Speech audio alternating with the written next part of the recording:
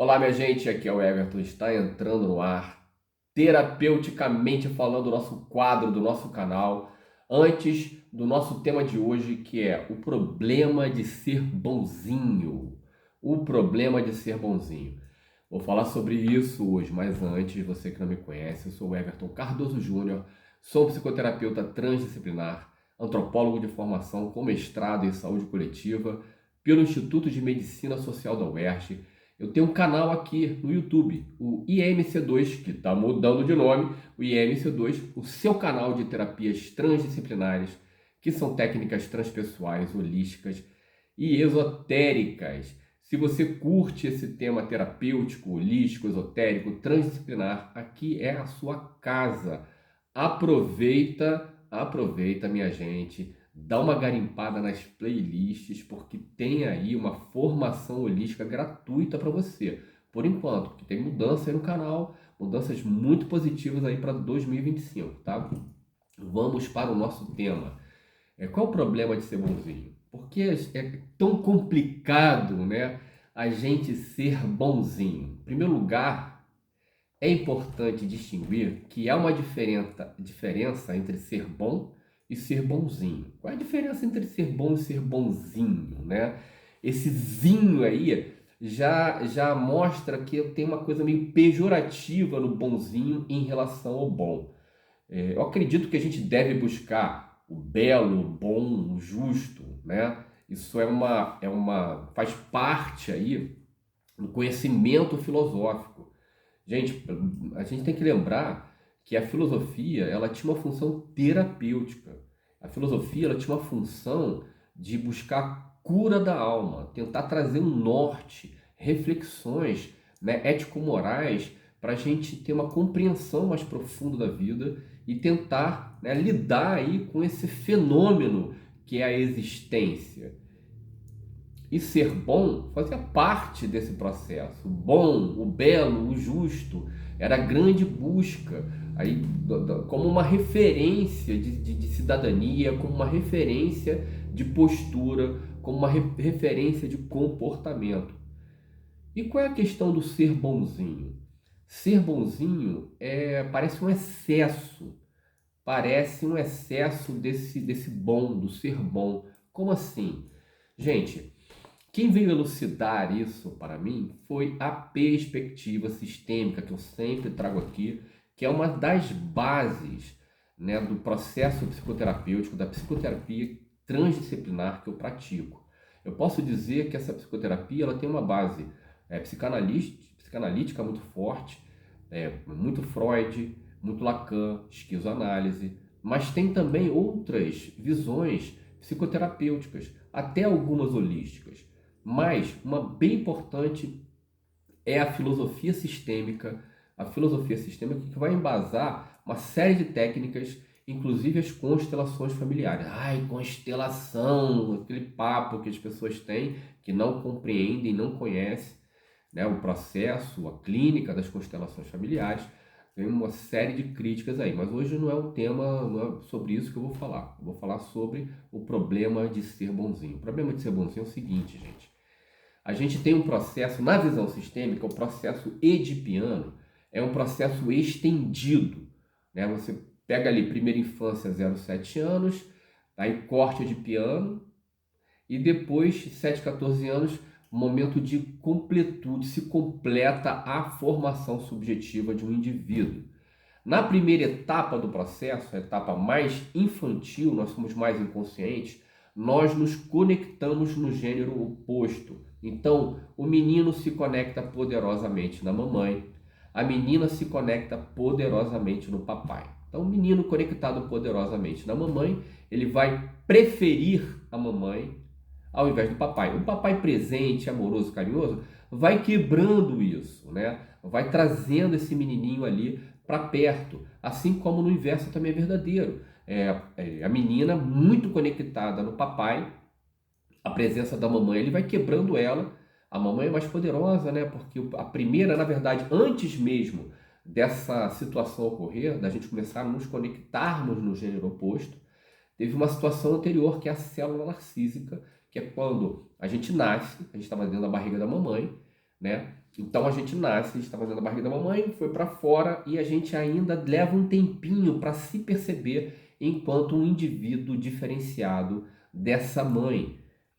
Isso é a célula narcísica. A própria mamãe também que estava com aquele, né, com aquela criança, com aquele bebê se desenvolvendo dentro dela, né? Então, quando a criança vem para fora, quando a criança nasce, ela sente falta também. Ela sente falta da presença daquilo que estava dentro dela e agora está fora. Ela vai olhar para aquilo que está fora. Aquele momento também é um momento que a mãe, né, por muitas vezes depressão pós-parto tem a ver com isso, com essa relação do vazio, né, que vem depois do nascimento. Então, o primeiro momento é o momento célula narcísica.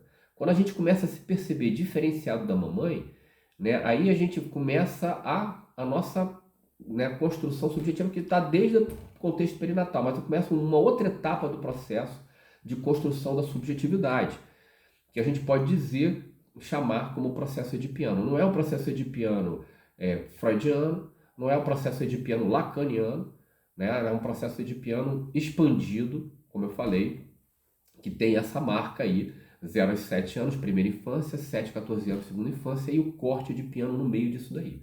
Então a menina se conecta poderosamente no papai, o menino se conecta poderosamente na mamãe, a presença ali do papai e da mamãe, né, carinhoso, afetuoso, presente, vai quebrar isso um pouquinho, mas na primeira etapa a menina vai estar conectada poderosamente no papai, vai ser a filhinha do papai, o menino vai estar conectado poderosamente na mamãe, vai ser a filhinha da mamãe, vai ser o filhinho da mamãe. Aí tem um momento que começa ali dos 5 anos, mais ou menos, a criança muitas vezes começa a manifestar o Édipo. Eu sempre falo também, quando trago esse assunto, meu filho nessa época começou a dizer assim para mim, quando eu beijava minha mulher, ele, não beije minha mulher de boca. Aí a gente brincava um pouquinho, não, ela é minha mulher, é minha, brincava um pouquinho. Chegou 7 aninhos de idade, falei, agora é a hora do corte. Aí um dia, foi isso, dei um beijo na minha mulher, ele falou, não beije minha mulher de boca. Aí eu falei para ele assim, filhão, é o seguinte, ó, essa aí é a minha mulher, é a sua mamãe. Você sabe que criança não namora, estava com 7 aninhos, criança não namora, mas depois, quando você quiser namorar, você vai arranjar outras meninas aí, vai olhar para os lados, vai arranjar outras meninas, vai olhar, né, para quem você se interessa. Agora, essa daqui é a mulher do papai. Então, acabou essa história, corte de piano. Aí começa o processo de seguir o gênero. Então, o menino vai seguir o papai, a menina vai seguir a mamãe. A partir dos 5 anos, o meu filhote, pegando esse exemplo, ele começa a migrar para achar o papai mais divertido, mais legal que a mamãe. Papai joga bola, papai pedala, papai faz umas coisas. Mamãe estava sempre ali também. Começou a haver um deslocamento. E ele passa, a partir daí, a preferir o papai. A preferir o papai, assim como a menina. A menina, ela está ali no processo dela, ela passa a preferir a mamãe porque ela vai começar um processo de 7 aninhos de construção do gênero dela. Então ela vai começar a olhar para a mamãe e seguir a mamãe. Mas a gente sabe, né, gente, que as famílias, elas são heterogêneas, elas são diversas e muitas vezes a gente tem interrupções ou situações que fazem com que a gente não vá para outra etapa subjetiva ou a gente fique com questões nesse processo subjetivo. É um momento de ruptura. Um momento de ruptura sempre é uma fase de transição, sempre é um momento delicado, um momento difícil. Aí vamos imaginar, então, ó, aí a criança, né, se formou ali no primeiro momento, no primeiro estágio, filhinho do papai, filhinho da mamãe, a filhinha do papai, a menina, o filhinho da mamãe, o menino, corte de piano, aí muda, opa, nessa aqui não é esse papai, não é meu marido. Tem até um videozinho da menina chorando, eu também sempre falo sobre isso, que é muito engraçado, é muito incrível. A menina chorando, eu quero o marido!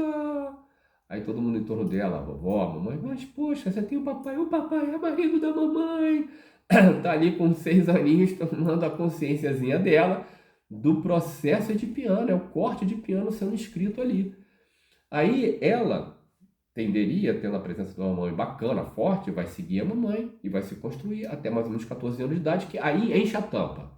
14 anos de idade para o menino e para a menina, enche a tampa. É o momento em que, né, desperta a individualidade e eles vão viver a vida dele já trazendo como padrão de repetição aquilo que está no processo de piano. A sistêmica vai dizer que os fatores ancestrais estão por trás disso. O próprio processo de piano é sintomático do que a gente traz ancestral. Mas tudo bem. Então, nesse momento do corte, voltando a ele, né, é um momento muito importante, muito poderoso. E quando, imagina que essa criança, né, esse menino que vai seguir o papai, essa menina que vai seguir a mamãe, não tem a mamãe ali. A mãe morreu, a mãe abandonou, o pai morreu, o pai abandonou. Ou você tem ali uma personalidade bem mais fraca, simbolicamente falando, ou com muitas questões, simbolicamente falando também, pragmaticamente falando também, muitas questões. Então, a ausência daquele pai que a gente, o pai ou da mãe que a gente deveria seguir, eu agora estou na hora de construir, né, seguir o papai, o meu papai é muito fraco, meu papai é doente, meu papai tem sérios problemas. Tudo isso vai macular esse processo de seguir o pai ou seguir a mãe. Quando a gente, aí não vou nem me aprofundar nisso porque tem várias implicações, mas quando a gente, né, sente nesse momento, nada é consciente, é óbvio, né? Faz parte de um processo subjetivo, um processo de subjetivação. Quando a gente sente ali esse desnível, eu venho de uma mamãe muito forte, muito presente e vou seguir um papai que está ausente, por exemplo. Ou, no caso da menina também, o que vai acontecer? A gente pode, e muitas vezes isso acontece, de fato, ficar preso ali nessa instância mais infantil do nosso processo de subjetivação. É como se, imagina um download, 50%, né, eu consegui concluir, os outros 50% eu não concluí muito bem. Eu, ao invés de me alimentar dos 50% simbólico daquele pai ali, eu me alimentei de 10% simbólico daquele pai. Então eu fui formatado 50% simbolicamente da minha mamãe e 10% simbolicamente do meu pai. Então eu fiquei ali mais, né, com uma referência maior, né, daquele pai, daquela mãe, que esteve, né, presente ali na primeira infância. Então eu fico no meu estágio mais infantil. Eu sou o filhinho da mamãe, eu sou o filhinho do papai, a filhinha do papai. O filhinho do papai, o filhinho da mamãe, a filhinha do papai, corresponde aos estágios mais infantis, né, no primeiro estágio do nosso processo, não é exatamente o primeiro, mas um dos primeiros estágios do nosso processo de subjetivação, me deixa nesse lugar, né, de ser o filhinho do papai, o filhinho da mamãe, a filhinha do papai. Aí eu depois, a menina não se completa ali no gênero feminino, o menino não se completa ali no gênero masculino. E aí o que acontece? O que acontece é que aquele pai ou aquela mãe fraca imprime uma condição, né? É como se eu não tivesse superado o Édipo. Então, o menino substitui o papai. A menina substitui a mamãe. Na sistêmica, isso vai se configurar, na terapia sistêmica, na filosofia sistêmica, isso vai se configurar de uma forma muito desafiadora. Em primeiro lugar, porque a gente não completa o processo de piano, então a gente vai ter dificuldades nos nossos relacionamentos, dificuldade de estar lidando com a nossa intimidade, com a nossa sexualidade, porque a gente passa a ocupar um lugar que não é nosso. E ocupar um lugar que não é nosso, isso é uma prepotência, é um conceito sistêmico, tá? Não é se a pessoa é prepotente, às vezes a pessoa é super bacana, às vezes é prepotente mesmo, porque isso também pode trazer um traço, né, de personalidade, mas não necessariamente. E essa prepotência já é a primeira questão, já era a primeira questão que nós temos, que aí eu não estou no meu lugar. O filhinho do papai, quer dizer, o filhinho da mamãe e a filhinha do papai, eles são, é a criancinha que ela é formatada para ser perfeitinha. É o menininho que a mamãe bota a calça, a camisa para dentro da calça, cabelinho penteado para o lado, né? A filhinha do papai também, toda bonitinha para aquele papai ali, né? Toda formatadinha, toda bonitinha para aquele papai ali. Não vai ter o rompimento, vai ficar naquele estágio. Aí a pessoa vai crescer nesse lugar do filhinho da mamãe e da filhinha do papai. Sendo filhinha do papai e filhinho da mamãe, a gente vai ter ali uma ideia, uma dificuldade, aliás, de lidar com as imperfeições. Porque o filhinho do papai, a filhinha do papai e o filhinho da mamãe eram perfeitinhos, as crianças perfeitinhas. Depois, quando vai seguir o gênero, ela vai começar a lidar com um monte de outras coisas ali que vai desconstruir aquele filhinho da mamãe e aquela filhinha do papai. Quando a gente não desconstrói o filhinho da mamãe e a filhinha do papai e fica nesse lugar mais infantil, a gente vai crescer como um adulto muito certinho, geralmente, tá? Nem sempre, né? Tem muitos escapes aí, muitas válvulas de escape, mas genericamente a gente vai se constituir como um adulto muito certinho, quase que um perfeitinho, aquela pessoa que muitas vezes se coloca num lugar inatingível, como eu falei, vai ter muitos problemas de relacionamento, tá? Mas fundamentalmente vai ter essa atitude de bonzinho perante a vida, porque quer ser perfeito, é o cabelinho pro lado, é a camisa para dentro da calça, sabe? É o perfeitinho na parada. Gente, e não tem perfeição aqui. A gente tem, na verdade, a beleza da imperfeição. É o imperfeito, é a incompletude que pode evoluir. É o imperfeito, é a incompletude que tem um processo aí de existência. Se a gente atinge a perfeição, se a gente é perfeito, vai morrer. Então, quando eu me coloco nesse lugar de ser o filhinho do papai, a filhinha da mamãe, estou no meu estágio mais infantil, achando que meu cabelinho para o lado é a métrica perfeita da vida, eu vou tender a ser bonzinho na vida e o bonzinho sempre se ferra. Porque o bonzinho é infantil. A gente não tem que ser bonzinho.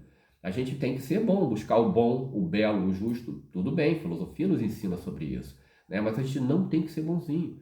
Vou te dar um exemplo. Ó, um rapaz bonzinho, né, vindo na Dutra, uma vez viu um acidente, parou, foi tentar prestar socorro e morreu atropelado. Isso é típico de uma atitude de um bonzinho.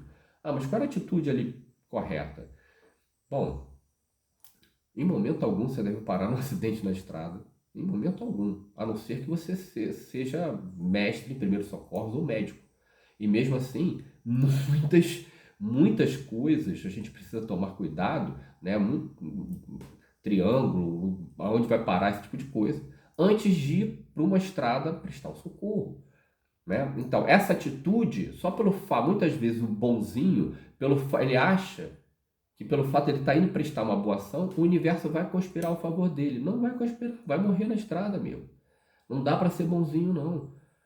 Ser bonzinho é uma ilusão, é você acreditar, né? Como você se deslocou, né? Permaneceu ali no filho, o filhinho da mamãe, permaneceu o filhinho da mamãe, não fez o processo seguinte de seguir o papai e vice-versa, você vai acreditar de que a vida vai recompensar você pelo fato de você ser bonzinho. Você não vivenciou a quebra e a gente precisa ter essa quebra, porque a gente não é perfeito, a gente não está aqui, né, para ser bonzinho, a natureza exige isso da gente. A gente tem que ser sagaz pra caramba, a gente tem que ser muitas vezes astuto, muitas vezes. Não é para levar vantagem sobre ninguém. Isso é um erro ético-moral, está completamente equivocado. Não é para levar vantagem sobre ninguém, mas é simplesmente para a gente ter energia e condição de lidar com a barra de viver. A existência, mesmo tudo fluindo muito bem, mesmo a gente buscando nossas potências, ela é extremamente desafiadora. E esse, na verdade, é um conceito fundamental, o conceito de potência. Para nós sermos potentes, a menina que se tornou filhinha do papai, que ótimo, ela tem que quebrar isso para seguir a mamãe e depois vai quebrar isso também. Vai matar simbolicamente papai e mamãe para viver individualidade e tá tudo certo. E o menino é a mesma coisa, que foi filhinho da mamãe, vai viver a quebra, vai seguir o papai, depois vai viver a morte simbólica do papai e mamãe para viver a sua individualidade, se apresentar para o mundo. E a gente não tem que ser bonzinho, a gente precisa ser bom, a gente tem que se construir em termos ético-morais, entender que ética é espiritualidade. Tem um livro que eu sempre recomendo, que é Espiritualidade para Céticos, que fala sobre isso, do Robert Solomon, um filósofo norte-americano maravilhoso, né? Então, esse é o tema de hoje. O bonzinho sempre se ferra, o bonzinho é infantil. O bonzinho está preso nas instâncias mais infantis da nossa formação subjetiva. E se você fica nesse lugar de tentar ser bonzinho o tempo inteiro, isso significa que você está num estágio infantil. Isso significa que você está achando que você é perfeito. Você está cheio de ilusões sobre você. Cheio de ilusões. A primeira quebra, que é essa quebra, se constituiu o filhinho da mamãe lindo. Maravilhoso. Tem uma mamãe maravilhosa ali, ou um papai maravilhoso também, que formata a filhinha do papai. Depois tem que ter a quebra disso para viver um outro processo, uma outra etapa do processo, para ter uma nova quebra, para a gente estar ali mais preparado para lidar com a vida adulta, com todas as demandas de relacionamento, todas as demandas de trabalho, de grana, todas as demandas que acometem a todos nós, indivíduos dessa sociedade. Então, ser bonzinho remete ao primeiro estágio do nosso processo de subjetivação. Então, é um estágio infantil, é uma atitude infantil. Ah, não devo ser solidário? Deve. A gente deve buscar o bom, a gente deve buscar o belo, a gente deve buscar o justo. É mais ou menos, né? Mas é por aí, sim. Só que a partir de uma perspectiva realista da vida, sem assumirmos responsabilidades indevidas. Quando você se desloca, eu fiquei como filhinho da mamãe, então eu me desloquei, eu não respeitei o meu pai, não coloquei meu pai no lugar simbólico que ele deveria ser colocado, então eu assumi um lugar que não é meu. Então eu estou equivocado. O que acontece com uma pessoa que assume um lugar simbólico que não é dela? Essa pessoa vai continuar assumindo um lugar simbólico que não é dela. Vai assumir responsabilidades que são indevidas. Ah, eu trabalhei aqui para pagar não sei o que da minha tia, se não fosse eu, se não fosse você, essa responsabilidade era sua? Não, se não fosse você, outras pessoas, talvez aquelas pessoas devidas, assumiriam essa responsabilidade. Ah, mas a solidariedade, a gente tem que ser solidário, muito solidário, em especial com as pessoas que nos cercam, é óbvio, né? Mas sem ser o bonzinho. O bonzinho é infantil. O bonzinho acredita na perfeição, então perfeitinho. Vai ter muitos problemas relacionais, o bonzinho. Muitos problemas com a vida. A vida atropela os bonzinhos. A vida, né, os sistemas que envolvem a vida, aí atropela os bonzinhos. Ela sempre atropelou e sempre vai atropelar. Então, para você não ser atropelado, né, desista de ser bonzinho. Procure crescer. Se identificou com isso? Olha, eu tenho muito disso aí. Então, vai buscar uma terapia para te ajudar urgentemente a sair desse lugar. Porque o lugar de potência não é em ser bonzinho. Ser bonzinho é um lugar impotente, é um lugar prepotente, não é um lugar potente. Minha gente, um papinho, o tema de hoje, né? O problema de ser bonzinho, na visão sistêmica. Semana que vem tem mais, terapeuticamente falando. Se você curtiu o nosso papo de hoje, então, né, além do like, além de se inscrever no canal, tudo isso é muito importante para a gente estar aqui, né? Deixa um comentário ali, me fala de onde você está assistindo esse videozinho do nosso canal. Muito obrigado, minha gente. Semana que vem tem mais. Muito obrigado.